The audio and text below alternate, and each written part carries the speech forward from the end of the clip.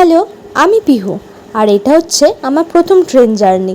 আমি এখন আমার মার কোলে আছি, আর আমি তো ট্রেনে উঠতে না উঠতেই ঘুমিয়ে পড়েছি। আর এই দুটো দাদা দিদিকে দেখো, কি মিষ্টি তাই না? জানো তো, দিদিটা আমাকে খুব আদর করছিল। এখন আমি টোটোতে আছি, আর আমি যাচ্ছি আমার মামা দাদুর বাড়িতে।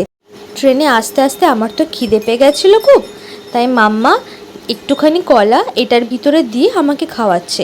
এটাকে কি বলে আমি তো জানি না, তবে যাই হোক, আমার তো খেতে বেশ ভালোই লাগছিল। আর এটাতে করে আমি প্রথমবার খাচ্ছি জানো।